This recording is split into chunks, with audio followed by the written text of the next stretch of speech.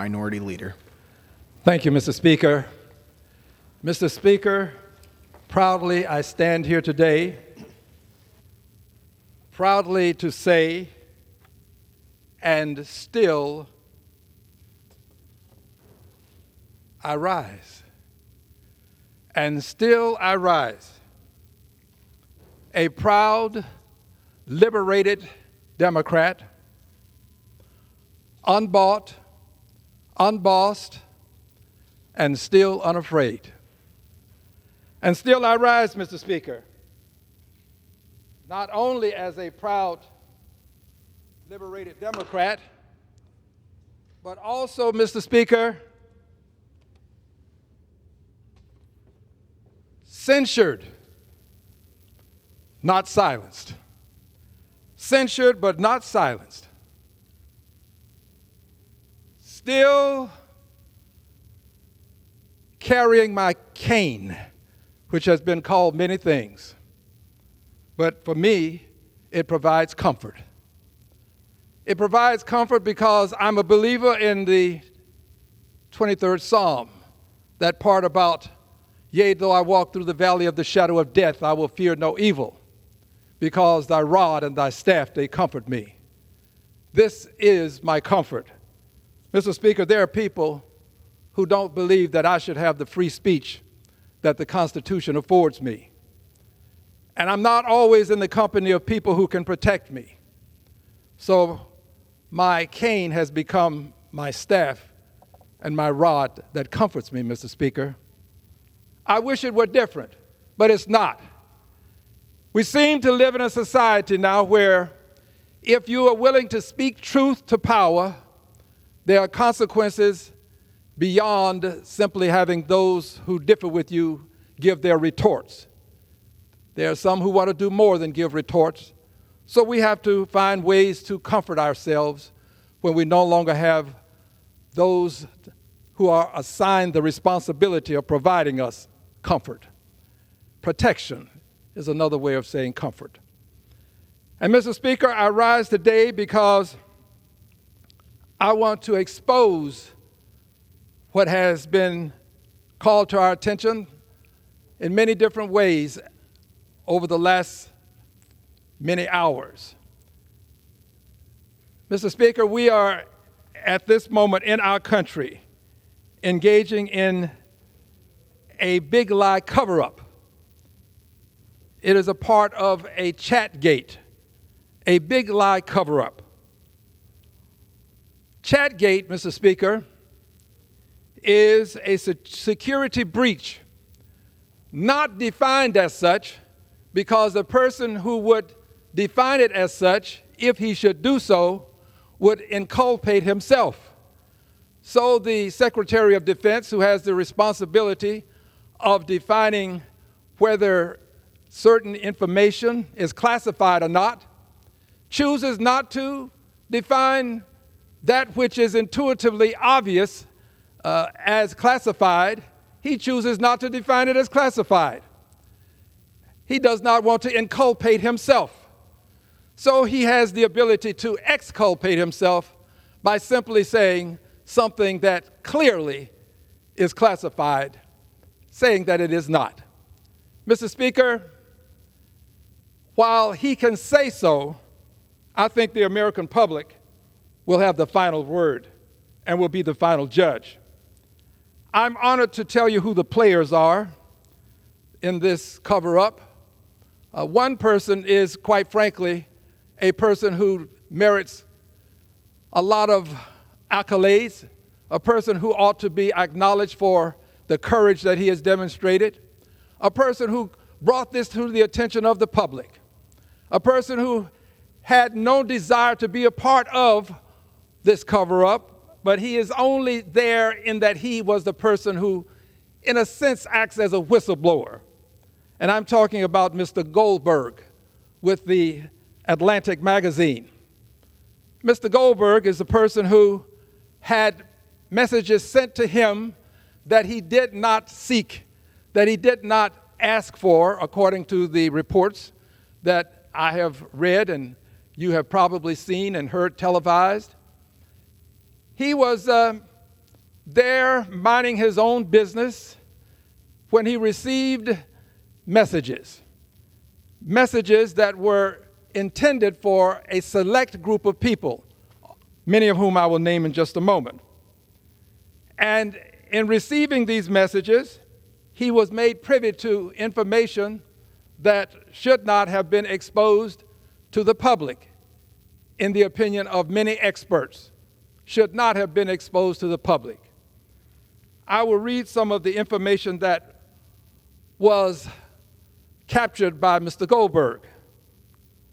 Mr. Goldberg captured this, and this comes from the Atlantic magazine. They published this information. It has been made public.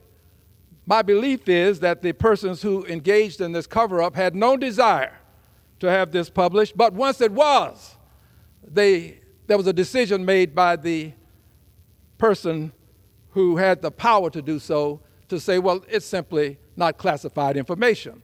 So, no big deal. Well, here's the big deal.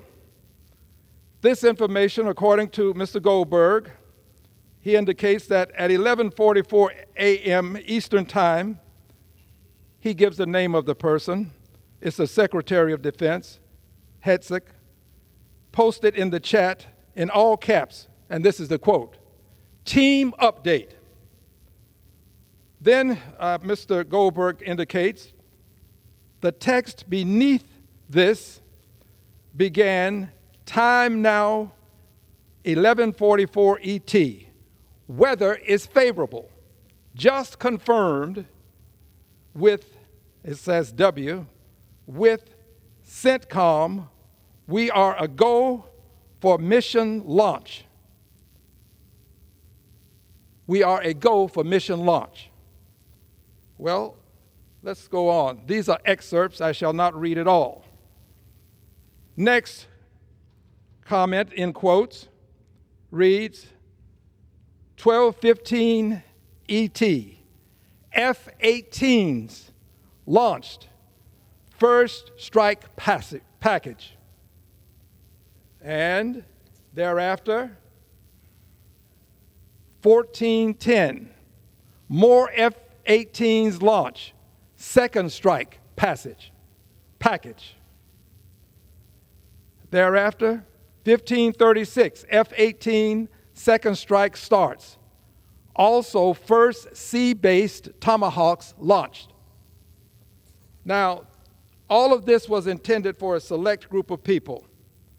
It was not intended that this be published, but since it has been published, the Secretary of Defense has indicated that this was not classified information. Now, if the Secretary of Defense, who was a participant in this chat, in what I'm calling Chatgate, if the Secretary of Defense sincerely believes that this is not classified information, and there's more of it, I've only read you some excerpts. If he sincerely believes this, then he is not the person who should be charged with the responsibility of making a decision as to whether this type of information is classified. Because there is no way a person who has intelligence at heart and an understanding of it within the mind to conclude that this is not classified information. Too many experts differ with him. We had persons who are on the Intelligence Committee in the House to indicate that this was clearly classified information. In fact, indicated that things that are less serious in nature have been classified.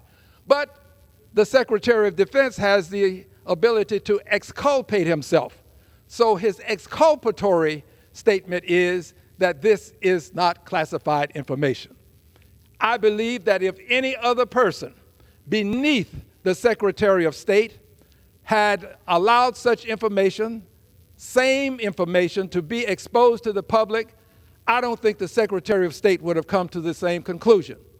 The Secretary of State has sacrificed his honor and his dignity by indicating that this is not classified information. But he didn't do it without the aid and comfort of some others Let's just talk about the other people who were on this call, this chat with the Secretary of State. We had the Vice President of the United States of America, a part of the chat. Now, I don't believe that the Secretary of Defense and the Vice President of the United States would get on a chat and have this type of information that I've called to your attention, much more available, get on a chat and have this be exposed to the public. There was no desire that it be exposed to the public. They said it's sensitive information. Well, it is sensitive because it's classified information that has not been declared such because it would inculpate the Defense Secretary. So you have the Vice President of the United States on the chat. Then you have the CIA Director, Vice President of the United States, Secretary of Defense, CIA Director. And this is not classified information that they're discussing, just having a little talk that could be exposed to the public, but chose not to, but for it having been sent to Mr. Goldberg. Mr. Goldberg, by the way, deserves a Congressional Medal of Honor. He is the hero in this story. He is the person who has had the courage and also the wisdom and insight to understand that before you release this, you need to do some checking. So he did his due diligence before releasing the information. But Mr. Goldberg, the person who released it, has been called many names by people who would not have him release the information. Mr. Goldberg has been scorned. He is the person who called to our attention something that was done improperly, and yet he's being made the villain. He's not the villain. He is the hero in this process, and he ought to be acknowledged as such. I am going to have a flag flown over the Capitol of the United States of America in honor of Mr. Goldberg for what he has done. I will not allow his reputation to be tarnished without a fight to protect it. I'm going to do what I can to protect his reputation. So we have the Director of National Intelligence on the call, on the chat. Director of National Intelligence. The Secretary of State on the chat. Again, the Defense Secretary, the Vice President, the CIA Director, the Director of National Intelligence. My God. Also, Special Envoy Witkoff was on there. And by the way, he was in Russia at the time he was on. We all know that you should not be on an unsecured line if you're going to be in Russia talking. Those of us who've been to Russia are very much aware. And, of course, the Secretary of State. These are the players, all of them on a chat, and all of them engaged in the cover-up of this big lie. A cover-up. A cover-up because they all have at one time or another implied or stated explicitly that this was not classified. That this was not classified. And they had the cover of the Secretary of Defense to give them this opportunity to contend that it wasn't classified because he had to protect himself. And to protect himself, he declassified what should have been classified. He avoided being inculpated by declassifying this information that should have been classified. Now, this is egregious. It is always said that the cover-up is more egregious than the action that precipitates the cover-up. True, the cover-up is more egregious than the action that precipitates the cover-up. But there's something that occurred here that's more egregious than the action that precipitated the cover-up, than the cover-up itself, and that thing is the ability of all of these actors to do this and commit any federal crime with impunity. And as a matter of fact, we could say with immunity. These actors, these participants, they all have the blessings of the President of the United States of America. And the President of the United States of America, now under the impression that he has absolute immunity, knowing that he's not likely to be prosecuted for anything other than impeachment while he is holding the office of the presidency, knowing this, believing he has absolute immunity, and having already demonstrated that he will accord exoneration by way of pardon to people who would assault the citadel of democracy, the capital of the United States of America, assaulted, and he, the President of the United States, used his awesome pardon power, the awesome power accorded him in good faith under the Constitution of the United States of America. He uses it to release and to a certain extent to exonerate, limited extent, persons who actually assaulted the Capitol. So these participants in this event, they know that they've got the president backing them up. They know that even if they commit a federal crime, all the president has to do is pardon them. It's really that simple. So you've got a president now who sits on high, understanding that all beneath him, all of his minions, all of his plutocrats and others who are beneath him, he has the ability to protect them from breaches of the federal law. This is more egregious than the action that precipitated the cover-up and the cover-up itself. To know that we now have an administration where all of the parties involved can rely on one person to protect them regardless as to what they do if it is a federal offense. Yes, there was a cover-up. Yes, that cover-up is something that they understood they could get away with even if they were caught red-handed. They knew they could get away with it because they knew that the president was there to back them. By the way, the president is also there to do what he normally does, and that is throw his acolytes, his underlings, his persons who are beneath him, if you will, throw them under the bus. And he did. Threw them under the bus. He doesn't know anything about this. He just happens to have heard about it. Now, the president gets briefings on all important issues. But for him to sit and say, I know nothing about it, which is what he always does, and then he pushes someone else under the bus. But he knows that he can push them under the bus and then extricate them because he has the magic wand, the power to pardon. And he will use it, as has been demonstrated by his causing many persons who assaulted the Capitol, persons who came here with a gallows, persons who came using flags and trying to stab and all sorts of sprays, persons who came into the Capitol and defecated. He caused all of these persons to be released. If not all, I would say to you, nearly all. I don't have the exact numbers, but he went on a rampage and just started pardoning people who were engaged in this assault on the citadel of democracy. So we have ourselves now a circumstance where people who are trusted with the nation's most sacred secrets, they're so important that they're really sacred. Sacred secrets.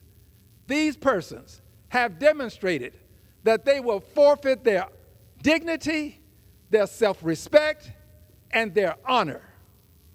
They will forfeit these things, to protect themselves and to protect the president. Themselves and the president. And what we have when this occurs, with all of these people doing this, we have now a group of people who have sacrificed their honor. When you sacrifice your honor in this fashion, the people who serve under you lose respect for you. They lose respect for you. There are men and women, persons in our military who no longer respect the persons who serve in these high and lofty positions. They don't respect them because they are persons with a reasonable amount of intellect, superior intellect, and understand that this whole scenario, this fiasco, this level of buffoonery, they understand that this is not based on truth. To say that this was not certified, this was not classified information. It wasn't certified as such, but it was classified. Only reason not certified as such because the Secretary of Defense would inculpate himself if he should do so. He would put himself in harm's way. So he chose to keep himself out of harm's way. His cohorts agree with him. They all now are going to contend that nothing to see here, just a chat between persons who happen to want to discuss sensitive information, and the reporter who reports it, he's the culprit in all of this. The people who serve in our military, they know better. And they know now that the people at the top are not honorable people. That has an impact on morale. And don't you think for 1 second that someone in the military will not at some point in time use the same argument that you're using. They're going to mention how this very incident occurred and how people just walked away from it unscathed. That's what they will do. People are not going to allow this to just be a one-off. If something happens and they should be charged and they believe that this scenario can aid and comfort them with their defense, they will use it.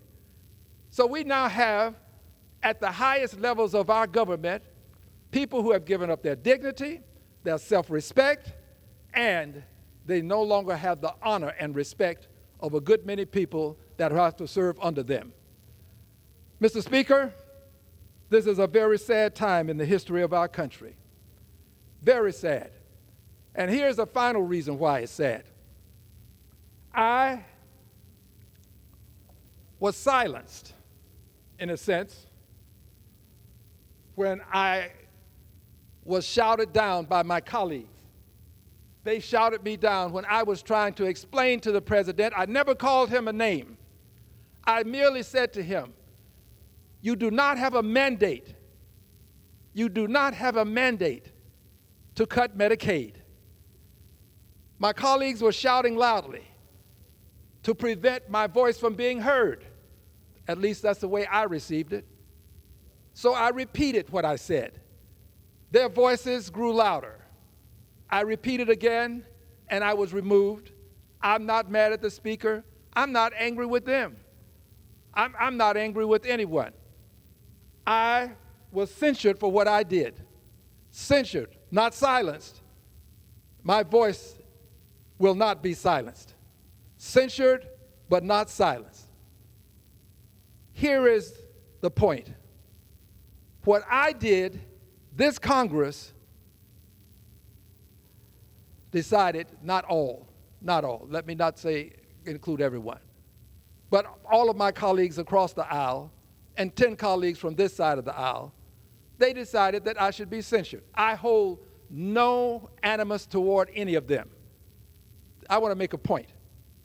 The President of the United States and his men and women are now going to perpetrate this cover-up and walk away unscathed, except for loss of dignity, self-respect, and honor.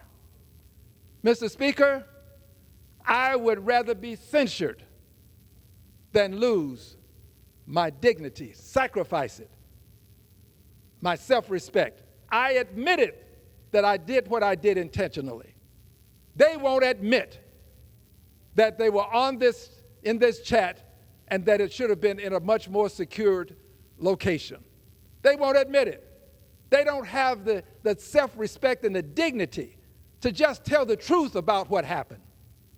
I admitted that I did it intentionally.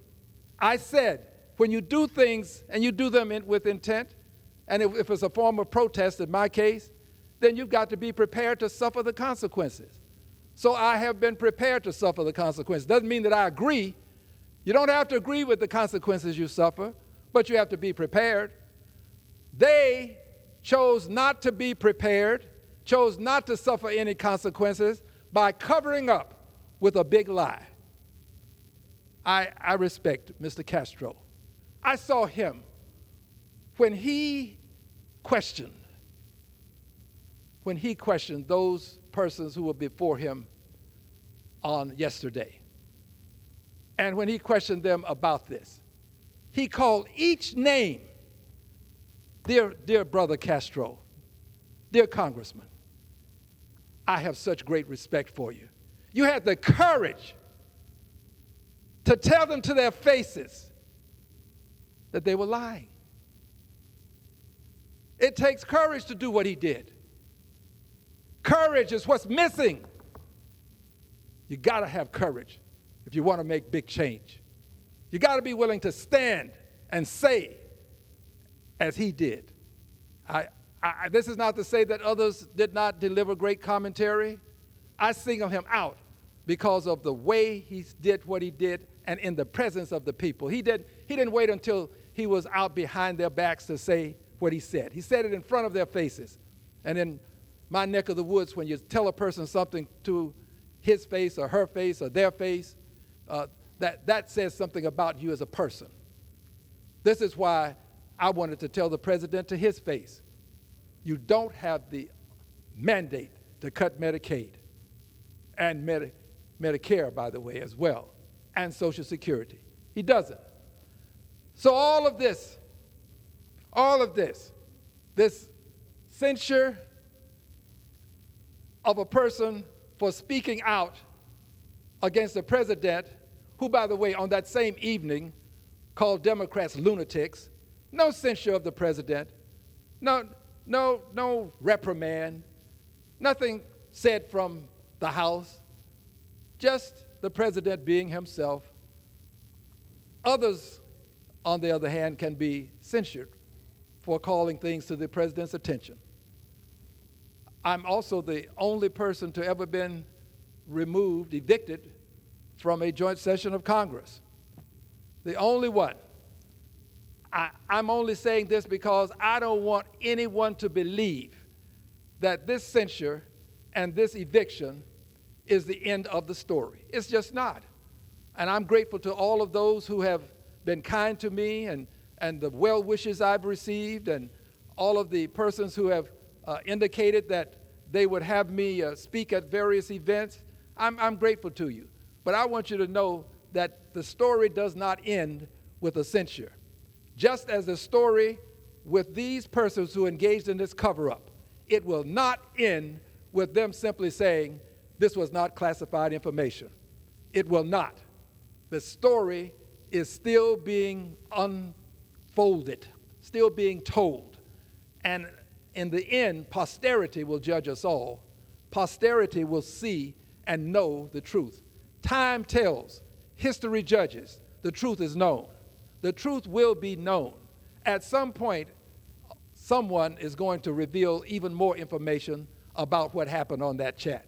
It will happen, maybe not now, maybe not this year, but at some point in time, the story is going to be told.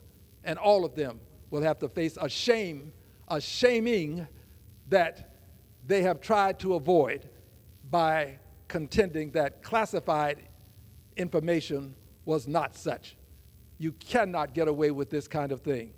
The arc of the moral universe bends toward justice, and what you've done is unjust, and it will be told. The story will be told truthfully. And I close with this. We who are given the honor of serving, we have been accorded the trust of the public. It is said that we hold public trust. And when we hold public trust and we make mistakes, believe it or not, you can say you made a mistake. Or you can say, I didn't make a mistake. I did this intentionally, and I'm going to suffer consequences. I'm prepared. I may not agree with them, but I'm prepared. We hold public trust. Those persons who participated in this cover-up are not persons worthy of holding public trust.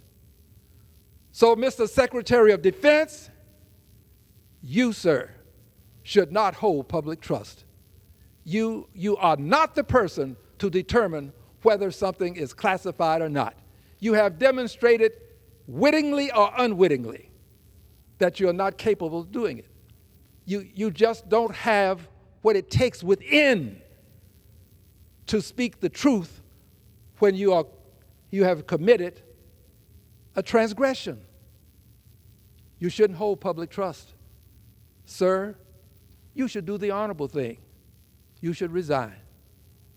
And if you don't resign, the people of this country, notwithstanding all that the president has in terms of his power, notwithstanding all of this power, the people of this country, we the people, will have the last word.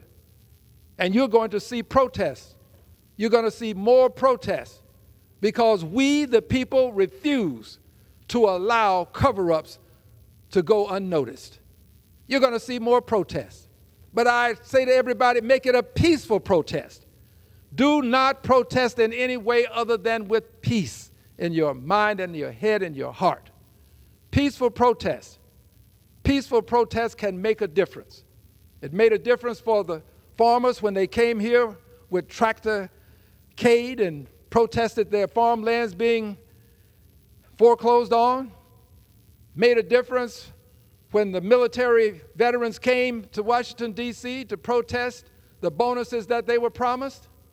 Made a difference when Dr. King came here and stood on the mall and read his I Have a Dream. Actually, he didn't read it. He actually stated it, his I Have a Dream speech, when he gave that I Have a Dream message. It makes a difference. Peaceful protest makes a difference. It is as American as the Pilgrims landing at Plymouth Rock. Peaceful protest will continue. I will be a part of it. And if I should get in the way, as John Lewis says it, I will be prepared to suffer the consequences, but I refuse to give up my right to protest. And we, the people, will have the last word. I yield back the balance of my time. Members.